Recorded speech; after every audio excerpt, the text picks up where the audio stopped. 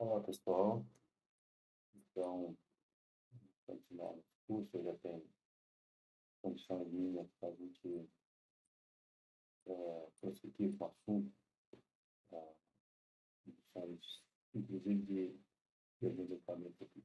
Mas a gente continua nesse método que tem funcionado, apresentado como se fosse um filme, e o nosso quadro virtual é essa folha.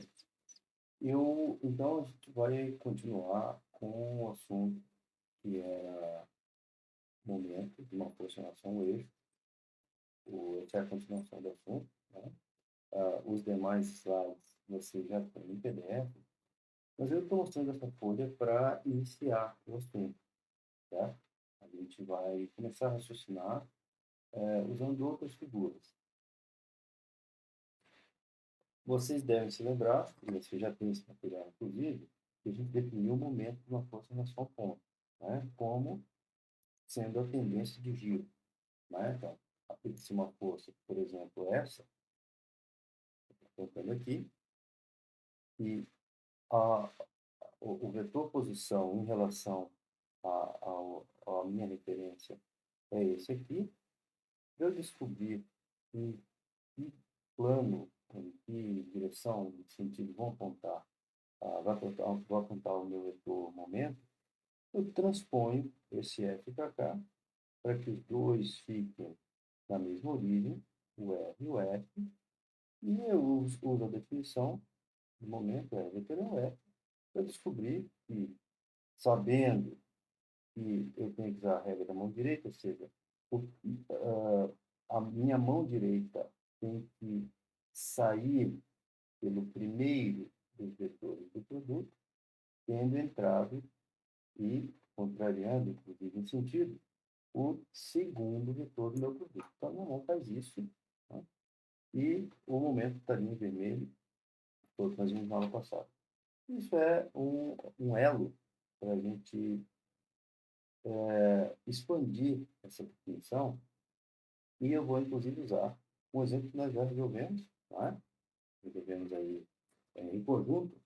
E a gente tem aqui aparentemente, uma alavanquinha, uma peça, né? E a gente puxa com 40, 50 newtons, aproximadamente 47 kg, uma força para baixo, uma força considerável, em escala humana. E a gente viu que a tendência disso, vocês me disseram, nós acompanhamos o raciocínio, que a tendência disso era que essa peça virasse no sentido horário.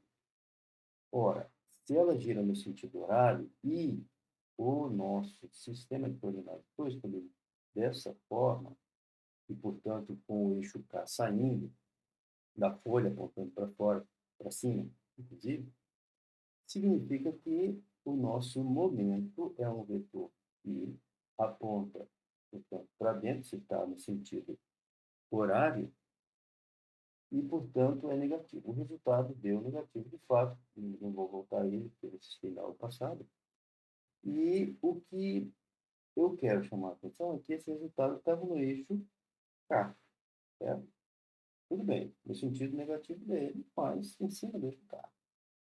Bom, supondo agora, aí que vem o conteúdo de fato principal da nossa aula de hoje.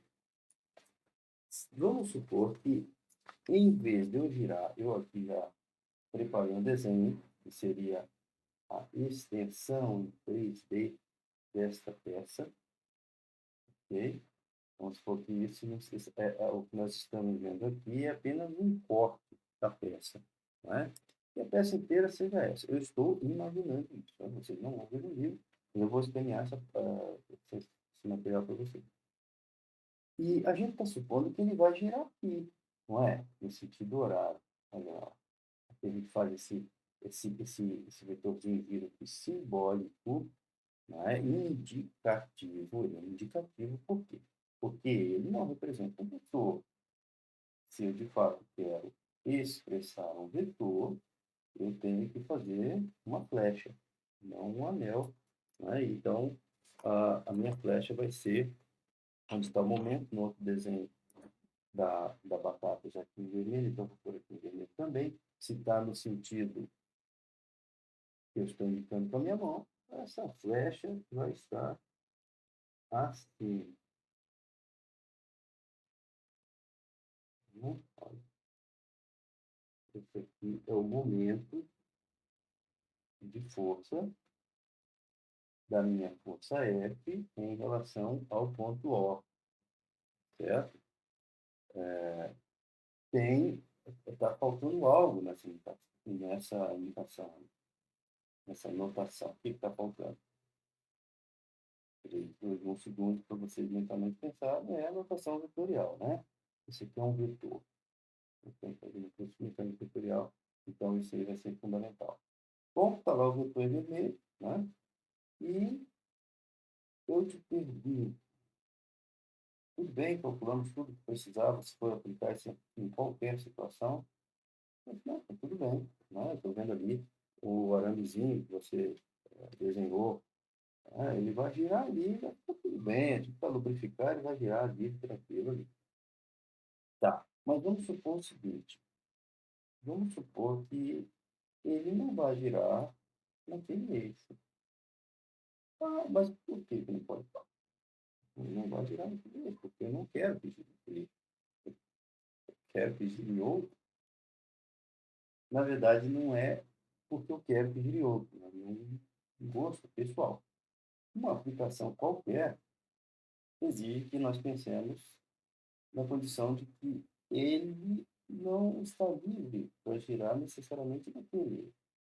Você pode ser parte, peça, de um funcionamento de um resto de equipamento qualquer e que essa peça não seja livre para girar aqui, nessa direção que eu coloquei. Ou seja, na direção K, né? Só lembrando aqui, a gente colocou aqui o eixo Y, lá no desenho. A gente escolheu o eixo X e o nosso eixo K era esse que vinha para cá, né? O Z, certo? Lá no nosso desenho. Eu posso ampliar, se vocês quiserem, para vermos melhor esse detalhe, né? Agora que nós temos esse recurso. Então, aqui era fácil de girar e calcular o momento. Tá bom aí. Agora, vamos supor que essa peça não vá girar nesse sentido. Ela não possa girar nesse sentido. Sei lá, em qual aplicação isso pode vir a ser necessário, mas vamos supor que isso seja parte de um mecanismo de um automóvel, uma coisa que tem muito pouco espaço. Então, supondo que essa peça não possa girar exatamente na direção indicada aqui dos araminhos, né? E, e quando a gente calculou o momento, ela vai girar, na verdade, ela é livre para girar nessa outra direção que eu fiz tracejado aqui, certo? Numa situação real. Então, não é porque eu quero, e na situação real, assim, o exige. Como é que eu faço para calcular aquele momento agora? Nitidamente, não é em nenhum dos eixos. Eu preciso tinha desenhado um outro aspecto, mas daria confusão e aparecer que estava em um dos eixos. Essa aqui está nitidamente fora de qualquer um dos eixos. Ficar de maneira mais abrangente possível. Né? Uma aplicação específica qualquer, sei lá, uma peça qualquer que esteja no automóvel, vamos fazer aqui, ela é soldada de alguma forma aqui, por exemplo, né? Ou para vocês, ela tem aqui uma solda, e aqui é que de fato estejam os eixos onde ela pode virar. Eu vou imaginar aqui um mancal, que é a peça que segura, né? Um equipamento qualquer que vai virar. E ela vai virar, ela vai poder girar nessa direção, e não em outra. Tá? Então, e agora? Como é que fica? Bom, como estamos trabalhando com vetores, nós temos uma vantagem. Aliás, a gente só começa a trabalhar com vetores porque a gente tem vantagem.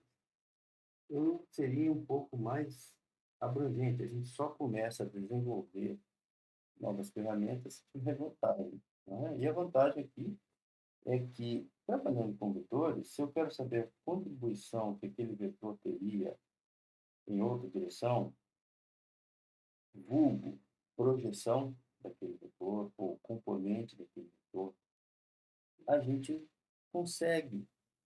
Porque se a gente imaginar que ele determina uma sombra, e agora eu faço uso de uma das páginas que você já tem também, que é esta aqui. Lembram disso? Vocês têm, se não tem, eu vou providenciar ou verificar se vocês têm, mas a gente fez isso desenvolveu isso na última aula, né? Que é a projeção do vetor numa certa direção. Ali, nesse desenho, eu projetei no eixo X, por simplicidade, porque a gente já conhece muito bem o vetor I. Então, a gente sabe, inclusive, a cara da matemática dessa projeção. A quantidade que fica é E escalar I. Né? No caso de uma direção qualquer, não vai ser o I, nesse caso aqui, mas vai ser esta direção aqui, que eu lhes vou desenhar agora em verde. Né? Vamos determinar uma projeção deste vetor aqui. A ideia é que, naturalmente, essa projeção seja perpendicular a essa direção e o equivalente a esse vetor n na nova direção é um vetor um pouquinho diferente, né? Naturalmente, tem que ser primeiro que a direção é outra. Ó. Segundo que o tamanho que ele determinou naquela direção não é o tamanho dele, só seria se essas duas direções fossem paralelas, não só. Não é? Inclusive, se nós fôssemos trabalhar só a realidade paralela, não ia precisar fazer nada. Né? Mas é uma outra direção que realmente determina aí pela aplicação aí específica. Então, eu vou passar a ter que me preocupar com essa projeção. Essa projeção é feita simplesmente obtendo um versor nesta direção nova e multiplicando o meu vetor por aquele versor, certo? Mas existe uma outra maneira de a gente fazer isso, porque a gente não tem o versor, correto? Se a gente não tem, vai ter que construir, de repente a gente nem precise calcular primeiro o momento vermelho, ou seja, o momento no eixo K do nosso sistema coordenadas, para depois rebatê-lo aqui, ou projetá-lo aqui. Existe uma técnica, nós vamos estudá-la, desenvolvê-la, que permite que eu pegue e já calcule o momento daquela força que o cabinho de aço me proporcionou, já numa direção qualquer. Então, como é que seria essa técnica? Enfim, na verdade, esse raciocínio, não é? Seria projetando o vetor que nós já temos de momento, aqui em vermelho, nesta direção aqui. Nós já sabemos o mecanismo de projeção de vetores, não é? Sabemos que a projeção de um vetor numa direção nos dá a quantidade que aquele vetor teria naquela direção. Não é?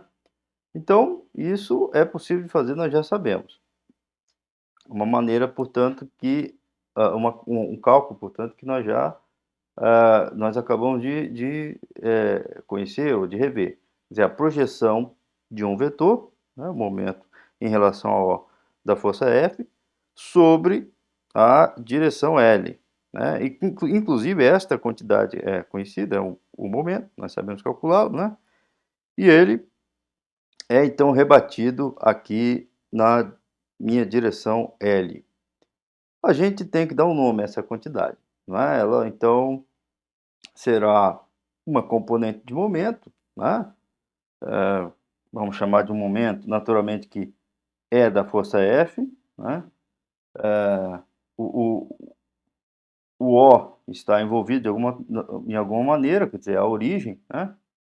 E o L é a direção que nós queremos considerar, certo? Esta quantidade é uma quantidade, nós já vemos aí que é uma projeção, portanto ela é uma quantidade escalar. Na primeira versão desse vídeo, dessa aula, eu tinha avisado que ia fazer isso e usei como estratégia pedagógica a análise posterior da natureza disso aí, para ver se isso era um escalar ou não, mas nessa versão eu já achei prudente fazer dessa forma, porque assim já, para quem vê o vídeo de maneira pausada, como vocês me relataram, né, já fica aí a saber desde já. Então, para nós essa vai ser a definição da quantidade, portanto, que se chama momento da força numa determinada direção, nesse caso a direção OL. Então, vamos ver como calcular o momento de uma força em relação ao eixo. Bom, o cálculo do momento de uma força, que já tinha sido visto aí anteriormente, né? Nós já sabemos, nós já temos a expressão, não é? Nós já sabemos que é o R desde o ponto onde eu tenho como referência até o ponto onde a força é aplicada. Aqui, essa é uma versão melhorada da gravação anterior, né? Em vários aspectos, incluindo o som, com o equipamento de som novo. E ela também traz a seguinte observação em relação à notação do livro, nossa literatura nona edição. Pelo menos a nona edição traz uma notação que não é tão canônica, tão universal, mas é a que nós vamos usar, porque afinal é o que vocês têm acesso, né?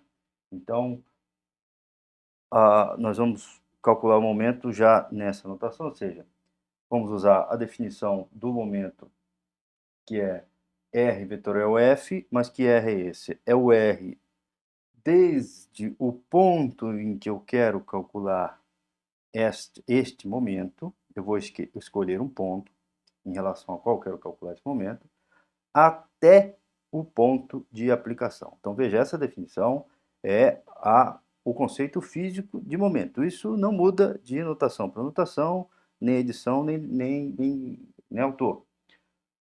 Mas o que pode mudar é a maneira como se representa. Tá? Para evitar confusão, nós vamos utilizar a seguinte nomenclatura. Se eu quero calcular o R desde um ponto qualquer, eu posso escolher qualquer um aqui, repito, mas eu vou escolher um específico. Né? Eu vou escolher um que mais me convém, vocês já vão ver por quê, que é esse ponto B aqui. Então, eu quero calcular o momento da força aplicada em A em relação ao ponto B. Como se, por exemplo, o B fosse o ponto que é fixo, onde em relação tem a liberdade para o corpo rígido girar, e o A é o ponto de aplicação. A definição de momento não deixou de ser a partir do R que sai do meu ponto de referência até o ponto onde a força é aplicada. Isso não mudou. Apenas nós vamos chamar isso, este R, e eu vou riscar aqui, o R.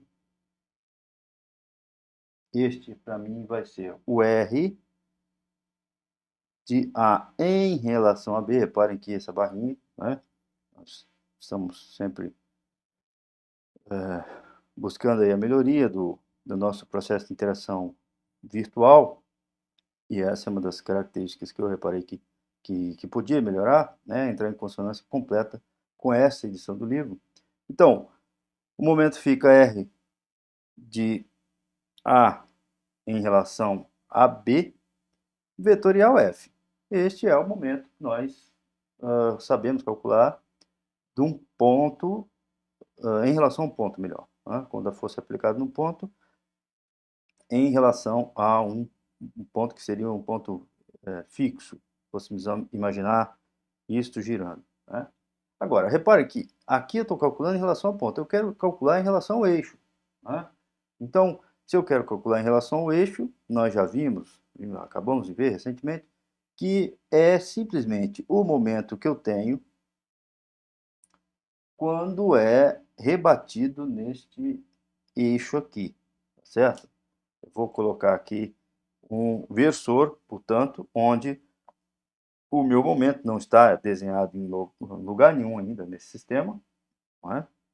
Mas o meu momento vai ser rebatido, ele vai ser projetado em um versor sobre sobre esse segmento de reta. Tá? Então, eu vou colocar meu versor aqui em verde, como eu coloquei anteriormente. Eu vou chamar ele de lambda. Ele é o lambda L, né? Da segmento de reta L. Tá bom? Bom, muito bem. Temos ali o versor. E se eu quero então calcular o momento em relação a um eixo, eu vou pegar esse momento que era em relação ao ponto e vou projetá-lo no meu versor, que é o versor do eixo. Né? Isto a gente chama de momento de F em relação a um eixo que pode ser o eixo BL, por exemplo. Partiu do ponto B, chegou ao ponto L, coincide com o nome, né, que eu batizei o segmento de reta. Ele é, mais uma correção em relação às outras, à versão anterior desse vídeo, que eu utilizei como estratégia pedagógica, a gente supor que isso fosse uma quantidade vetorial e mais lá na frente a gente corrigia, né, num momento específico. Mas agora a gente já faz isso aqui porque vocês, como vocês me relataram, vocês pegam um vídeo grande como esse e vão assistindo por partes. Então, com essa aplicação fica melhor a gente já escrever dessa forma. Precisa naturalmente reparar o seguinte: aqui nós temos um vetor e aqui nós temos um produto escalar.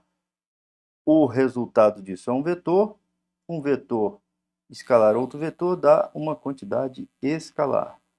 Fica naturalmente calcado em definição, né? Mas, enfim, talvez seja a melhor forma. Portanto, isso aqui é um escalar, ele já representa a quantidade pressupondo uma direção, então ele não precisa dos recursos inversores para lhe indicar a direção, porque ele já é pressuposto na direção do eixo, tá bom? Então, tá aí a quantidade, eu posso escrever de outra forma, e de fato eu vou escrever porque é a maneira mais conveniente de nós representarmos, é colocar esse versor aqui aparecendo antes no meu produto escalar, já que é indiferente, né? Ela é transitiva em relação a essa operação, então a minha quantidade, momento de uma força F em relação ao segmento de reta BL, fica essa quantidade aqui. Ok?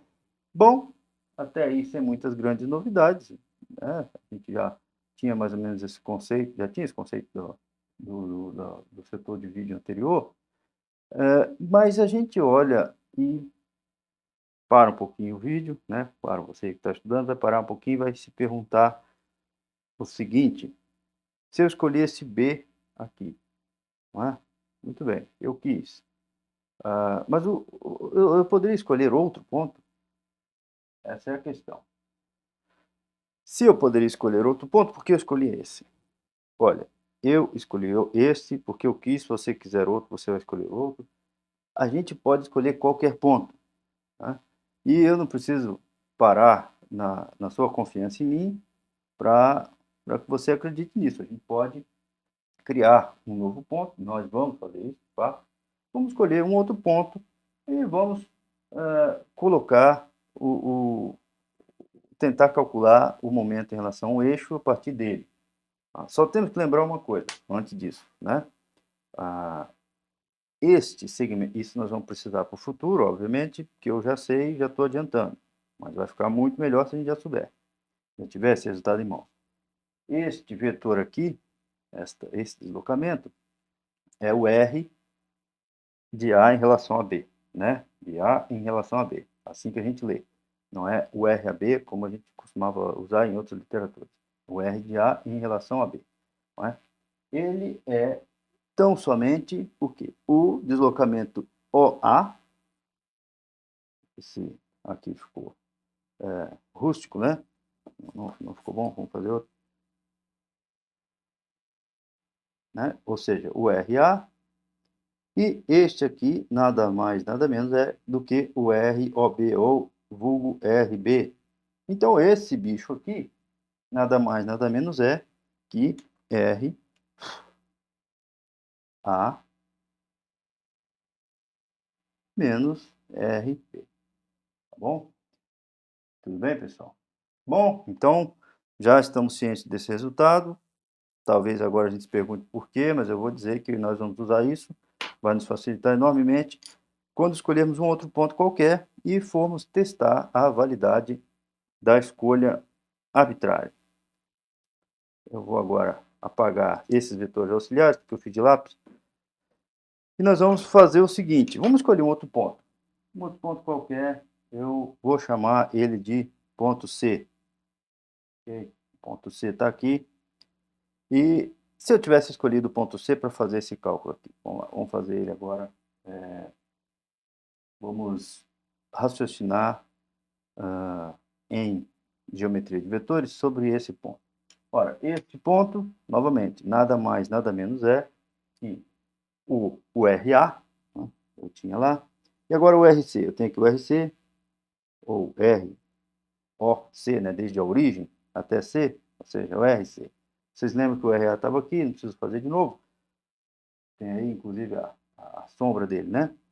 E este vetor aqui, portanto, que vai desde C até A, a gente pode desenhá-lo, nada mais, nada menos é que R C em relação, desculpa, RA em relação a C, R de A em relação a C, que é a mesma coisa que RA menos RC, certo? Aí, nitidamente, a gente pode imaginar que o A estava aqui, RA menos RC está aqui. Mas por que você está fazendo isso, Alexandre? Bom, como eu disse a vocês, é um resultado que eu precisava, esse caminho já foi seguido, então eu sei que eu vou precisar disso para que no momento em que eu estiver fazendo a tentativa de demonstração, ela seja prática, porque os periféricos eu já tenho. Né? Tá, então vamos lá. Vamos ver se você calcular em relação ao ponto C, dá a mesma coisa. Não é? Então vamos lá, vamos calcular o R, desculpa, o momento, portanto, em relação da força F em relação, agora, não ao segmento de reta BL, mas ao segmento de reta CL. Você falou que não tinha problema em escolher qualquer um, vou escolher um ponto qualquer C que eu queira. Então, vamos lá. Então, momento da força F em relação, não a BL, agora CL, é igual a... Bom, nós já colocamos aqui esse lambda na frente, né? Vocês vão ver que não foi assim tão à toa. E agora vai ser desde A em relação a C, né? R, então, portanto, escalar R de A em relação a C vetorial F. Ora, isso aqui, né, como a gente já abriu essa operação aqui, eu posso escrevê-la da seguinte forma. R de A em relação ao quê? RA menos RC. Né? Agora, espero que vocês vejam aí, tem mais uns recursos de vídeos aí também, que seria o congelamento do foco, né? Eu espero que esteja funcionando bem. E depois vocês, por favor, vão me dizer. Isso aqui é o R de A em relação a C. Certo? Agora, reparem, se nós fizermos um pouco mais de álgebra, de geometria de vetores aqui, a gente vai ver o quê? Que este bicho aqui,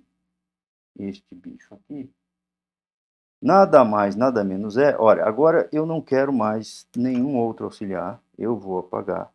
Por esta razão, fiz todos eles de lápis. Apaguei todos os auxiliares, que eu chamei de auxiliares, para deixar só esse.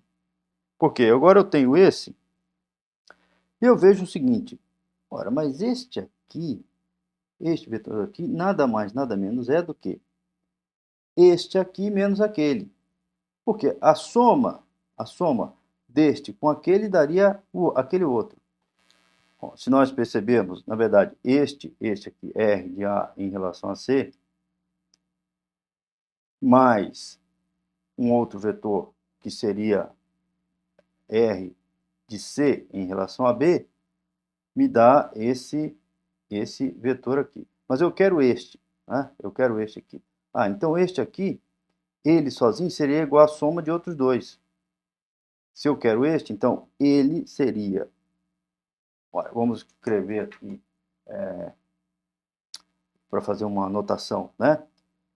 R de A em relação a C, que é este vetor aqui, é igual a R de B em relação a C, B em relação a C, mais R de A em relação a B. Ó, mais R de A em relação a B. Tá bom? Estes dois aqui eu tenho, né? Quer dizer, posso escrever em função dos outros. R de B em relação a C é RB menos RC. Nós já vimos isso. E depois o R de A em relação a B é R de A menos R de B. Ah, muito bem, isso é verdade. Mas é verdade, mas qual é a utilidade disso? A utilidade disso é mostrar que este bicho aqui, R de A menos R de C, agora a gente coloca por extenso, pode ser partido em outros dois. Ora, mas por que isso? Eu quero envolver esta diferença aqui para ver se ela contribui para alguma coisa neste cálculo. Esse é o objetivo. Ah, bom, então tudo bem. Então, fique em paz aqui o cálculo adicional que a gente fez e vamos continuar a nossa conta. Isso aqui fica então, em vez de R de A em relação a C, eu vou substituir por esses dois aqui. Então, vamos ficar com o quê? Vamos ficar com isso aqui, ó. RB menos RC, ainda é visível, né? Vetorial F, mais RA menos RB vetorial F. Vamos colocar esse F mais próximo para ficar dentro do nosso campo visual, né? Vetorial F. Ok? Bem, observando então essa conta, eu percebo que, veja, um destes vetores aqui é, é vamos para o outro, porque esse aqui eu vou deixar em suspense. Este aqui é aquele que eu usei para calcular o momento, né? O produto escalar deste aqui com aquele resultado, tem que dar alguma coisa, né? Isso aqui é o produto escalar de algo que não é colinear com o meu momento. Mas me parece que este aqui não vai estar na mesma, na mesma linha. Ou o resultado dele pode ser de nulo. É assim que eu penso quando eu tento provar algo. Eu vou fazer então, vou abrir a conta, vou escrever um pouco mais para cá, para caber. Lambda L, escalar ele, ou seja, o vetor diferença entre os pontos aqui aparentemente rivais, né? Mais lambda L, escalar a diferença entre os pontos quaisquer. Eu assim chamo de quaisquer. E eu vejo que isso aqui tem que dar alguma quantidade, né? E aqui eu vejo que essa quantidade aqui, quando rebatida, ou seja, projetada sobre este versor, não vai dar nada, ou seja, vai dar zero. Não vai dar nada, é diferente, né? Ele vai dar zero. Por quê? Esta quantidade aqui sai do plano criado por esses dois vetores, ok? Essa quantidade aqui é RB menos RC, vetorial F. O vetorial F tá, eu de propósito fiz um desenho, tentei melhorar aí o desenho do livro, porque a ideia é de que aqui se represente algo em 3 dimensões, e aqui eu fiz em profundidade para ver que ele pode estar, de certa forma, entrando na página em maneira diagonal, mas ele está entrando. Parte, pelo menos, dele. De qualquer forma, o produto vetorial dele com algo que está nesta linha tem que ser necessariamente perpendicular a lambda L. Percebe? Por definição, esta quantidade aqui é perpendicular a lambda L. Esse é o símbolo matemático de perpendicular. Portanto, o produto escalar, ou a projeção disso sobre aquilo, tem que dar zero. Então tudo bem. Então eu já sei que isso aqui dá zero, por essa razão, e eu fico apenas com essa quantidade aqui.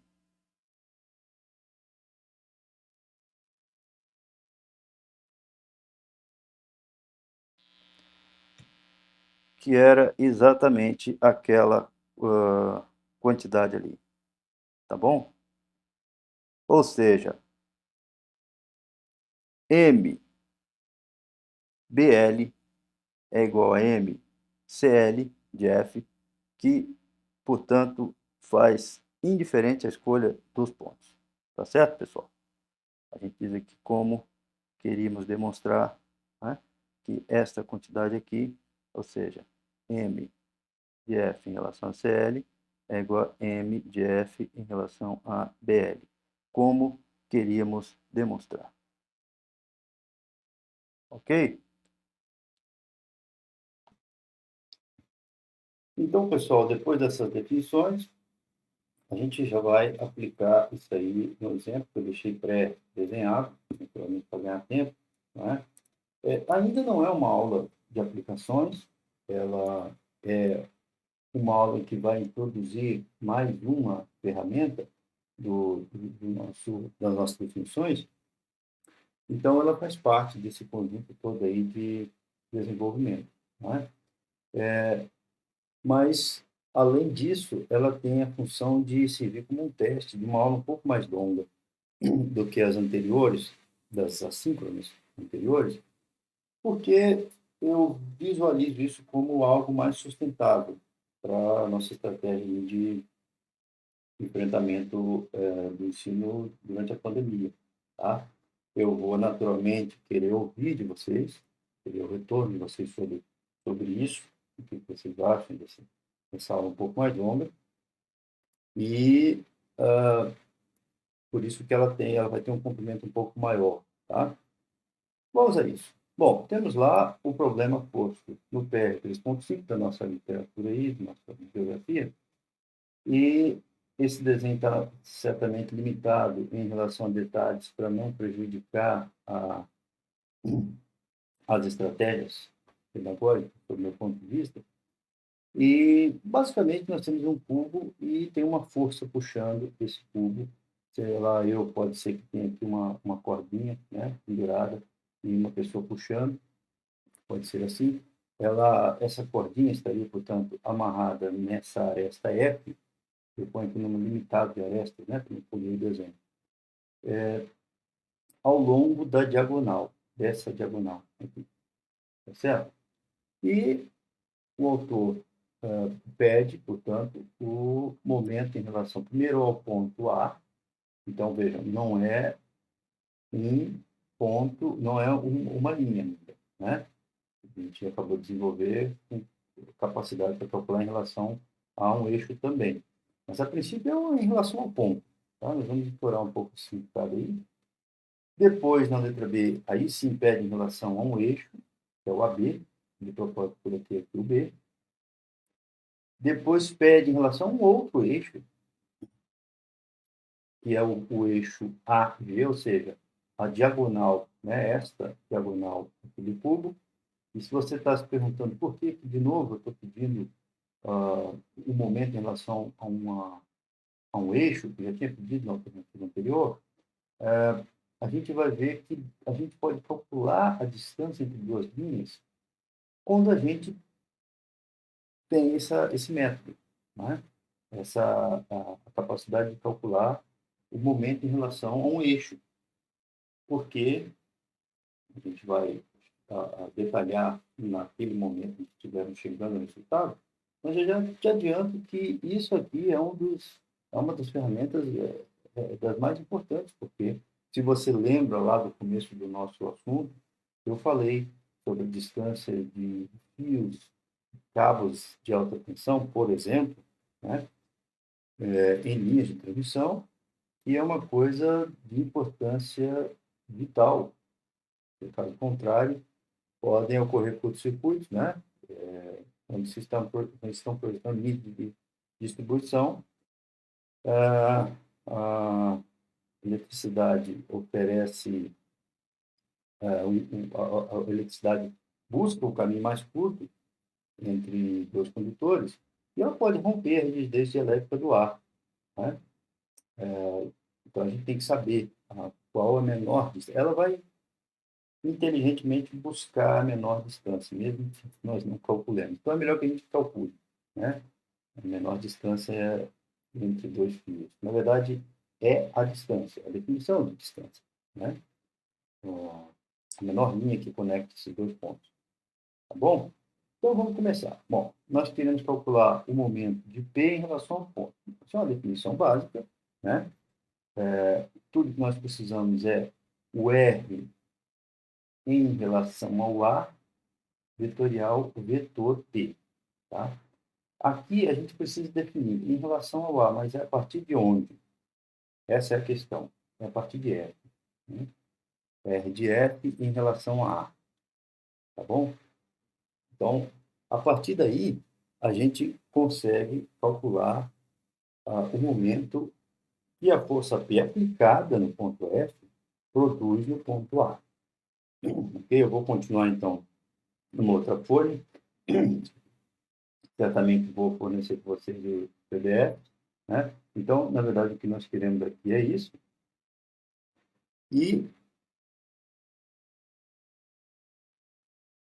passemos ao cálculo dela. Bom, nós sabemos que aqui nós temos uma aresta A. Novamente, o desenho proposto pelo autor tem caracterizado todas as arestas, mas eu acredito que, como estratégia pedagógica, é melhor colocar uma só e dizer que é um cubo, porque o desenho ficaria poluído, ficaria cheio. Né?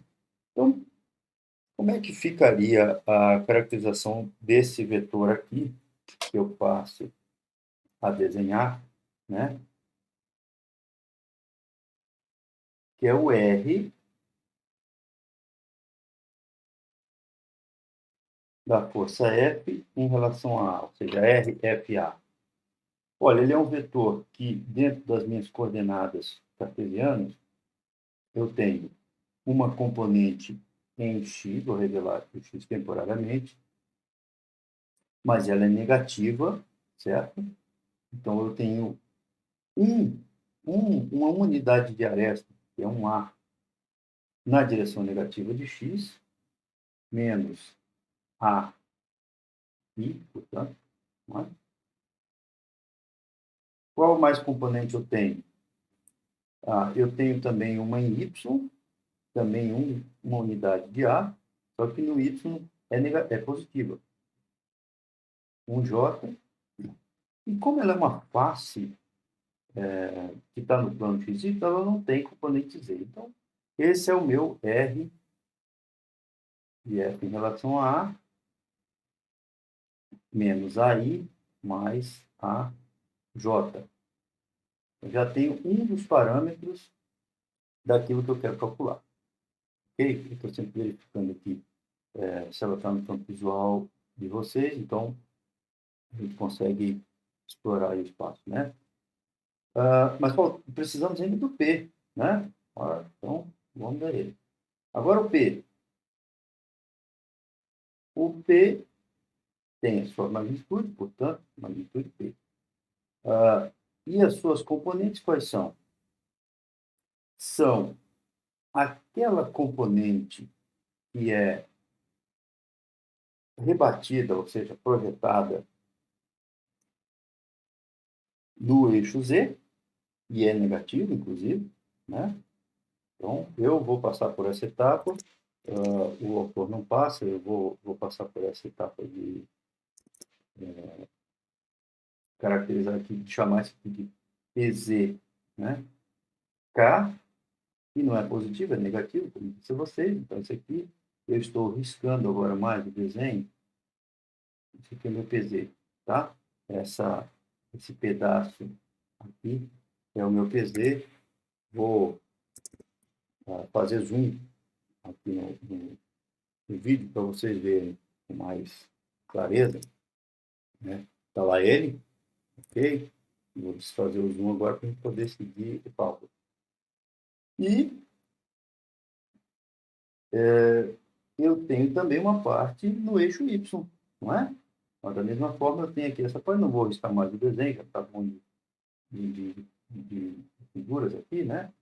Eu vou ter também uma parte que é o PY, né? Mais PYJ. Ele é positivo, está apontando para cima. E agora só me restam calcular esses componentes. Claro que aqui, como eu tenho um cubo, todos os ângulos das diagonais são, dessas diagonais de face, são 45 graus, né, pessoal? Então, a gente sabe que os componentes são igual, no caso aqui do PZ, P, raiz de 2 sobre 2, já racionalizado, né? Aqui também é muito comum os doutores de engenharia não racionalizarem, fica a critério, tá? Mas realmente o matemático fica arrepiado, né? Quando vê uma coisa com um número racional no denominador, o físico também. De qualquer forma, não altera o resultado e, no meu ver, é saudável ter esse hábito, né? E, claro, se fosse uma aula presencial, a gente ia comentar um pouco sobre a filosofia, por detrás da racionalização, mas não é. Então, a parte Y também é calculada da mesma forma. Então, mais P raiz de 2 sobre 2, J. Ok? Então, já tenho P também. Olha lá. Eu vou juntando, economizando, né? Poupando aí os meus parâmetros para agora, finalmente, calcular o momento que eu quero, né? E aí eu fico simplesmente com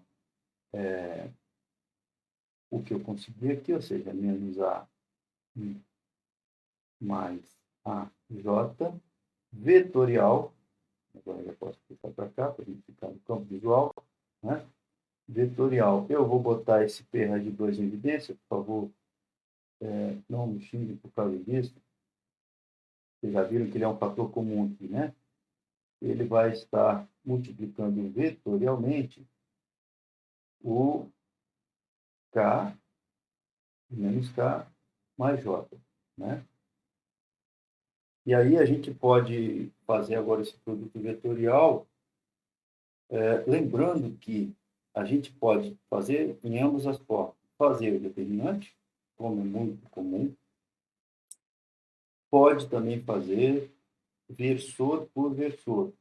A gente trabalhou isso também, a gente sabe que o sistema dextrógeno é formado dessa forma, então ele é o fundamento do sistema dextrógeno, a gente pode fazer dessa forma, ou melhor, a gente pode fazer das duas formas. Eu aqui não vou fazer, obviamente, por economia de tempo, né? Mas eu sugiro que façam o determinante e depois façam com a maneira do sistema dextrógeno, com uma maneira de criação do sistema dextrógeno, ou seja, toda vez que multiplicar I vetorial K, eu vou lá olhar, quanto é que é I vetorial K? Os meus dedos têm que sair pelo X, tendo entrado pelo K. Isso vai me indicar, não quer dizer que deu errado, não quer dizer que está ruim, né? Quer dizer que é menos J. Então, I vetorial K menos J. Naturalmente que aqui tem a multiplicação de dois sinais negativos. Desculpem que eu faço uma breve correção, porque eu já botei o sinal na frente dos versores. Tá bom, pessoal? Portanto, eu fico com I vetorial K, nós acabamos de descobrir que é menos J, né? E os seus respectivos sinais, que agora estão corretos, menos com menos dá mais, então seriam mais. Mais A vezes P, raiz de 2 sobre 2, com todos os coeficientes aqui, eu já multipliquei, né? Sobre os sinais, eu multipliquei menos por menos, deu mais. Agora, o I vetorial K, eu já fiz, já descobri que dá menos J. Tá bom? E assim segue. Eu vou fazer um intervalo na gravação para reduzir o tamanho. Seguindo, então, a lista de quantidades que nós nos propusemos a calcular, agora nós vamos calcular o momento em relação a um eixo. E o eixo é esse eixo aqui, o eixo AB. Né? Então, momento de P em relação a B, nós sabemos que é um lambda, que caracteriza aí o eixo AB, né? Escalar o R de F em relação a algum ponto do eixo AB. Então, o lambda eu já sei, eu deixei em suspense até agora, então agora já sabemos que é o lambda que caracteriza o eixo AB, né? Porque estamos querendo calcular o momento em relação a B. Escalar um R do ponto de aplicação de força em relação a algum ponto sobre este eixo, algum ponto sobre este eixo, vetorial força P, vetor de força P. Que ponto seria esse? Olha, a única coisa que ele precisa é estar sobre o eixo AB. Existe algum ponto privilegiado? Não. Nós já provamos isso em uma parte anterior do vídeo. E você pode escolher o que você quiser. Eu quero esse ponto aqui. Sei lá. Tudo bem, pode usar. Ou quero ponto B. Fique à vontade. Eu vou usar o ponto A. Por quê? Nós já temos o R de F em relação a A. E já que ele serve, por que não? Não é? Então, a gente pode calcular dessa forma. Tá? Essa é a minha expressão. Agora, basta obter esses parâmetros para a gente fazer o cálculo. Naturalmente que, para adiantar, eu já fiz a parte que não comprometeria a compreensão e deixei aqui. Eu vou deixar ao lado do desenho para a gente entender o que está acontecendo. Isso ainda está dentro do campo visual, né? Nosso, né? Bom, então o que eu quero calcular é isso, só repliquei aqui. Portanto, preciso do lambda AB, ou seja, um inversor que esteja sobre esse eixo, tá? E um inversor, tem que criar um inversor. Preciso dessa quantidade, essa quantidade talvez eu já tenha, de fato eu já tenho, né? Na linha anterior a gente já calculou. Então, basicamente, eu preciso desse lambda. Agora, repare, esse lambda, o lambda está sobre o eixo AB, mas o eixo AB, nós vimos, ele está na direção X, não é? Então, o versor I serve muito bem para isso. Aliás, é o único. Né? O módulo 1 é, por definição, o próprio versor I. Então, aqui a gente vê o lambda AB é o versor I. Né? Essa quantidade aqui que eu disse para vocês, nós já tínhamos calculado, está aqui. A expressão dela é essa. Né? Acabamos de calcular, inclusive. Né? E agora só nos resta fazer esse produto escalar. Veja, o produto vetorial é o que deu esse resultado. Né? Agora basta fazer o produto escalar. Se eu fizer I vetorial, escalar I, vou ter 1, ok? É porque essa, inclusive, é a definição do sistema cartesiano, né? Sistema ortonormal. Eu vou ter apenas, a única componente que sobrevive, inclusive, é o I. Se eu fizer I escalar J e escalar K dá zero, me sobra apenas isso. Tá bom?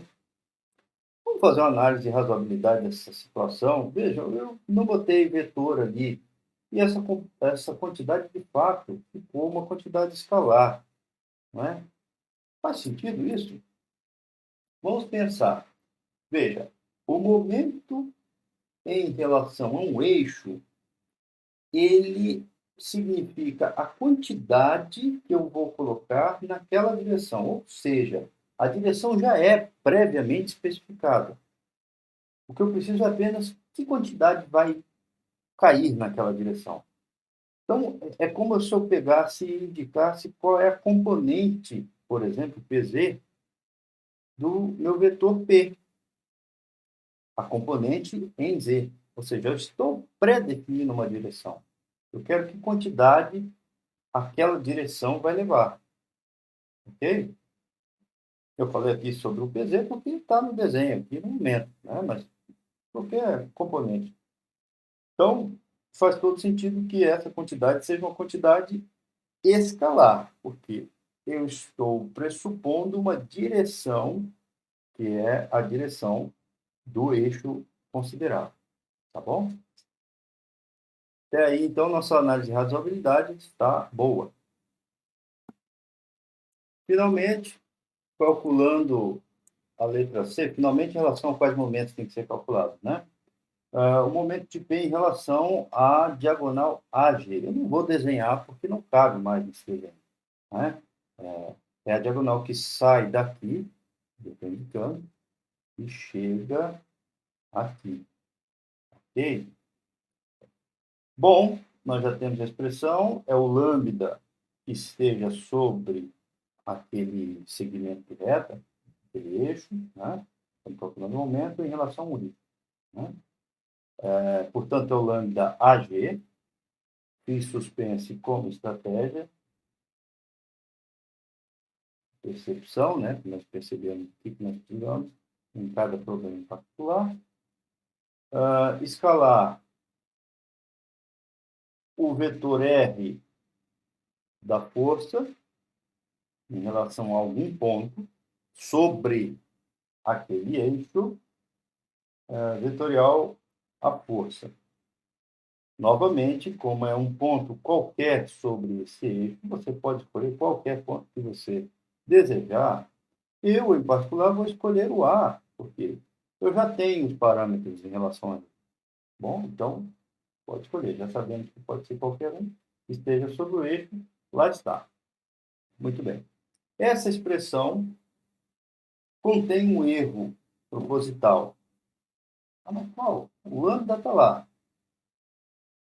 E ele é em relação ao eixo que eu estou querendo considerar. O R, diz também qualquer ponto serve, o A pertence ao eixo. O P é a força, o que pode estar errado? Lembra-se que na última parte do cálculo, a gente descobriu, a gente confirmou que essa quantidade tem que ser escalar? Então ela é escalar. Então, essa notação vetorial simplesmente não se aplica, porque a direção já está predefinida. Essa quantidade não tem que indicar direção nenhuma. Ela, por definição, tem que ser na direção do eixo considerado. Então, ela é um multiplicador das direções daquele eixo, ou seja, uma quantidade escalar. Bom, já adiantei o cálculo, mas não fiz, a gente vai ter que fazer aqui ao vivo e a cores, né, para conseguir entender o que se passa. Nós queremos, de fato, isso, eu já repliquei aqui. Nós precisamos, portanto, desse lambda. Esse nós não temos ainda. Então, vamos fazer ele em conjunto aqui com o desenho, né? Quem é esse lambda? O lambda é o vetor, o versor que caracteriza essa direção. Ah, que direção é essa? A direção AG. Então, ele é o próprio AG, segmento de reta. Mas AG, por AG, não é necessariamente unitário, né? Então a gente vai ter que dividir pelo módulo dele. Então, é o segmento AG dividido pelo módulo do segmento AG. Quem é o segmento AG? Bom, isso é relativamente fácil quando a gente está num cubo, né? E para isso que se trabalha é excelente, inclusive. Num cubo a gente tem apenas as direções. Colocamos o eixo de coordenadas ali, já de antemão, né? Já foi pré-concebido assim, para que seja mais simples. E a gente percebe que uma linha descendente desde A a G vai ter as seguintes componentes. Lembrando que esse aqui é o eixo, esse aqui é o eixo x. Então, um vetor que saia de A e chegue a G vai ter componente I, vai ter componente I, então vai ter assim, né? Tudo bem? Ele vai ter componente J, e o J é negativo, o I era positivo, eu já indiquei aqui, já nem comentei, é positivo. O J está, por estar descendente, é negativo, menos J, né? E o K, uma vez que sai da face posterior, ou seja, a face da frente, e vai lá para atrás, entre aspas, né, onde ficaria o nosso sistema cartesiano, nós temos uma componente negativa, ela vai contrária ao crescimento de Z. Então, menos K. Cada um deles tem um A aqui na frente, né? Não vou botar em evidência porque assim fica mais fácil de entender. Ok? Tudo isso dividido pelo módulo da diagonal. Quem sabe o módulo da diagonal, né? Naturalmente que vai já colocar aí, a gente sabe da diagonal de um cubo, né? A diagonal de um cubo mede raiz de 3. Então, eu não vou fazer nenhum grande estudo sobre isso. Já é conhecido. Esse bicho aqui dividido por raiz de 3A. Raiz de 3 é quando o cubo tem lado 1, aqui tem lado A, então raiz de 3A. Ok, pessoal? Se eu colocar isso de outra forma, ou seja, da forma racionalizada, eu vou ter A raiz de 3 sobre 3. Vocês sabem racionalizar, creio eu, né? Tudo isso no vetor I menos J menos K. Okay? Então, esse é o nosso lambda. E, portanto, quando eu vou calcular, e agora nós vamos fazer isso ao vivo, na cor azul, né? Isso vai ser muito colorido.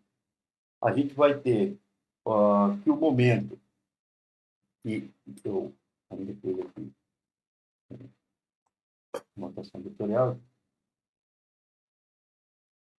e nós já sabemos que é uma quantidade escalar, o momento de P em relação à diagonal AG, né, eu vou pegar esse versor lambda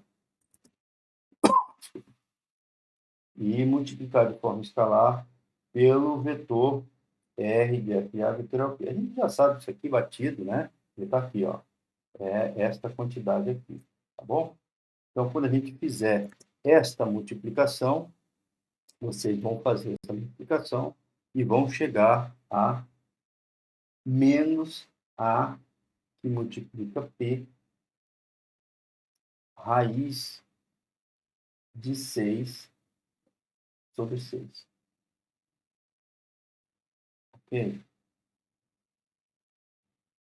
Ou seja, uma quantidade escalar, naturalmente, né?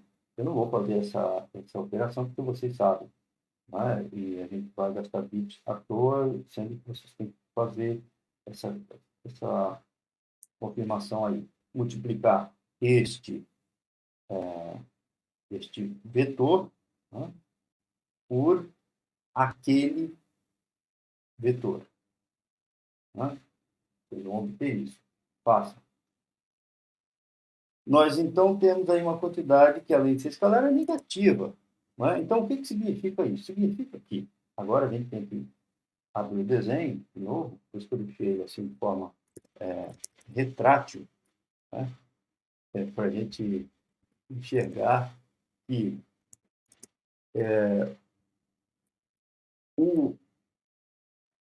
acho que travou aqui de alguma forma. Pronto. O vetor que nós procuramos, aliás, a componente de vetor que nós procuramos, tampar tudo que não seja essencial, essa componente, ela é,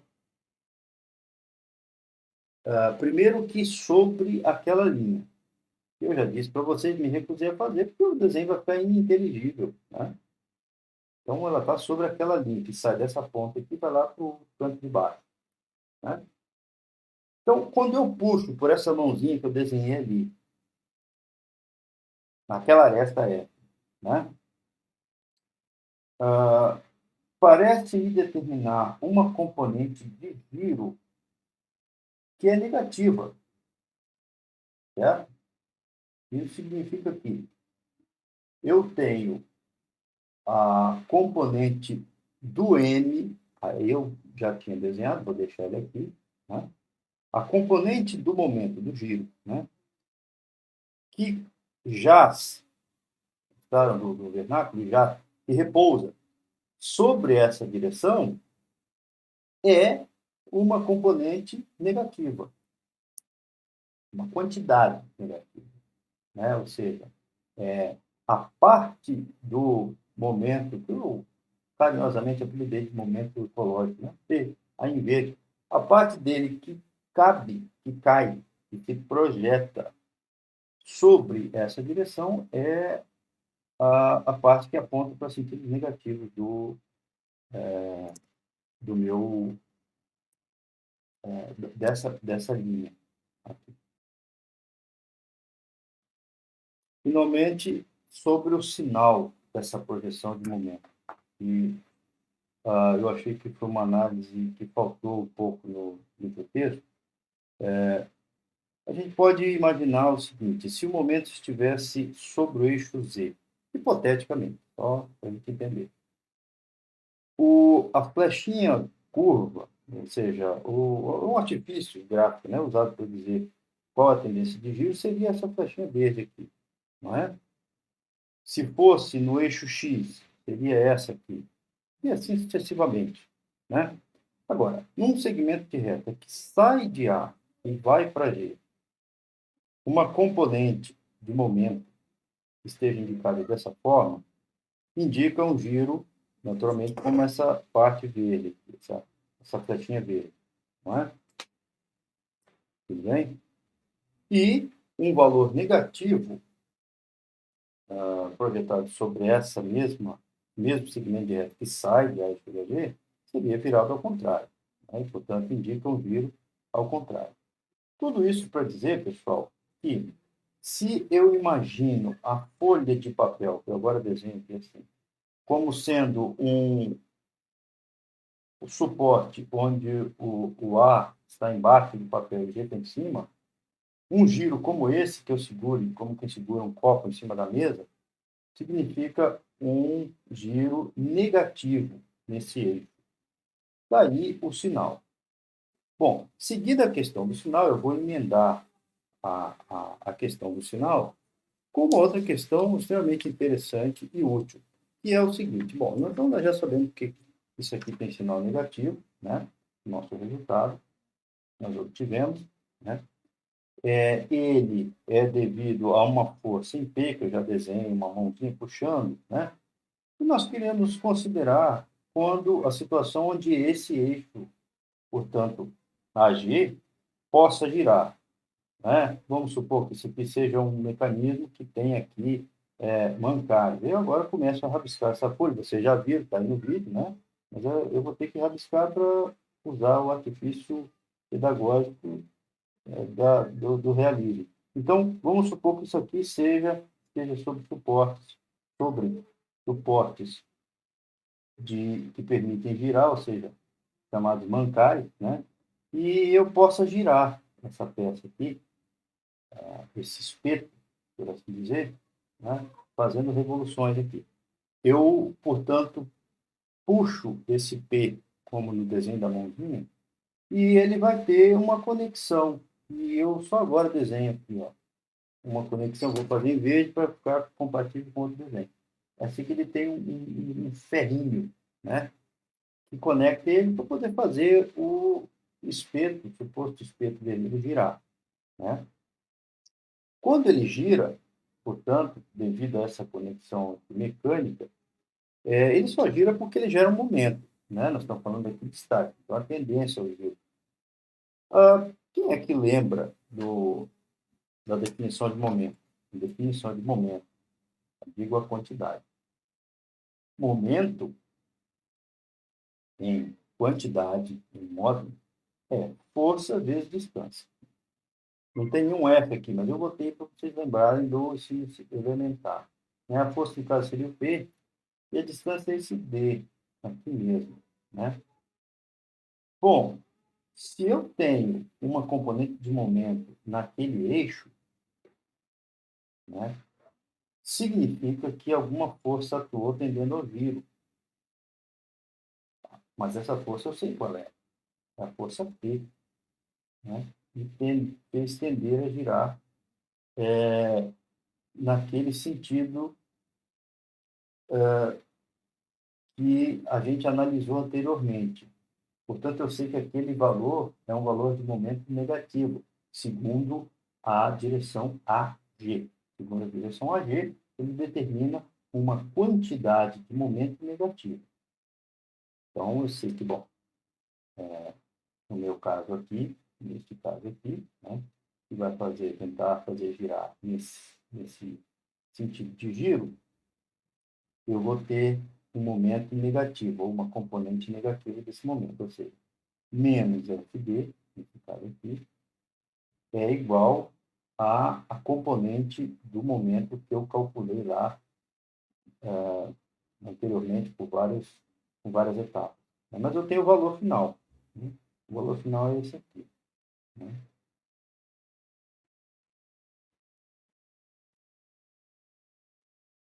Ora, se nós analisarmos essa expressão que eu escrevi a lápis, se eu conheço o valor desse momento, e eu conheço o valor da força que foi aplicada, né?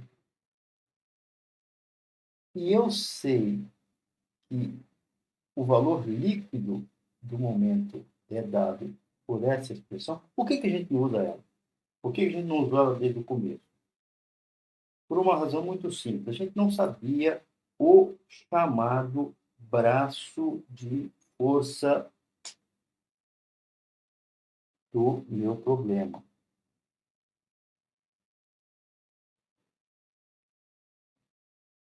Ou seja,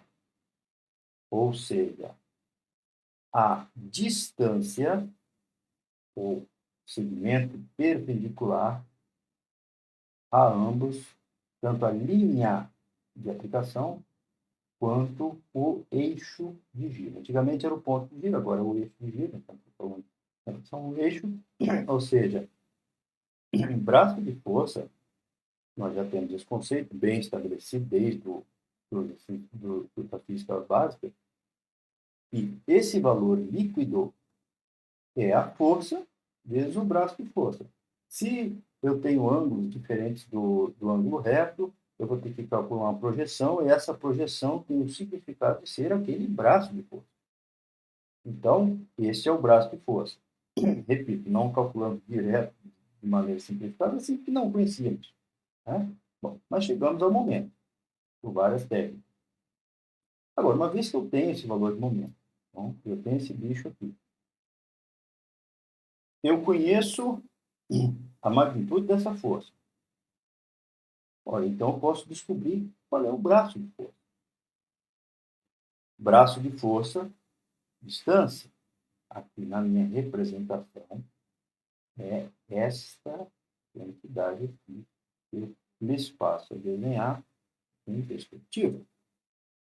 Tá bom? Ora, então, espera aí. Dessa forma, me parece que eu consigo, uma vez que eu estou tenho em mão o valor do momento e o valor da força, eu consigo descobrir que distância perpendicular é essa. É isso mesmo. E se eu calculá-la, que vocês vão somente fazer um equacionamento muito simples, essa força é a força P, né? Esse FD aqui é o P, então, menos PD, eu vou substituir esse F por P, e eu resolvendo essa equação, vou ter um D que é igual a nada mais, nada menos que A raiz de 6 sobre 6. Portanto, desculpa, nós vamos ter o quê? nós vamos ter a distância perpendicular que eu tenho entre a força e um eixo qualquer. Ah, então espera aí, nós utilizamos cálculo de momento para determinar a distância? Sim, exatamente isso. Não era o objetivo principal, mas é um trunfo da técnica, como eu disse a vocês. A gente, quando tem, o, por exemplo, uma linha, né? Uma linha de transmissão, precisa calcular essas distâncias invisíveis ou imensuráveis por instrumentos, né? Simples. É uma técnica que se pode usar para calcular essas distâncias. Tá bom, pessoal? Como eu disse, essa não é a aula de aplicação. Esse exemplo era para chegarmos a essas conclusões. Né? É um exemplo relativamente simples, não é um mecanismo, pelo menos comum, ninguém vai fazer curvos para ficar puxando com cordinha, né? Não sei que fosse um brinquedo. Mas ele tem a função, a mais importante delas é nos fazer atuar com segurança em relação às expressões e aos conceitos. E, de forma secundária, a gente entender como é que funciona o cálculo da distância entre linhas que, a princípio, são imaginárias. Imaginárias no sentido de que não estão traçadas numa estrutura, e a gente consegue, com isso, aproveitar o cálculo de momento para fazer cálculo de distâncias que não seriam mensuráveis com o instrumento. Tá bom, pessoal? Então, a aula fica por aqui. Essa aula assíncrona fica por aqui. Eu vou deixar o link para vocês mandarem seus resumos, o prazo também. Mas antes, a gente se vê antes do fim de semana, o prazo vai até além, né? Eu vou deixar o prazo até sábado, às 11h59, enfim. E a gente se vê na quinta para uma aula síncrona, tá bom? A gente vai definir as estratégias da continuação do curso. Um abraço.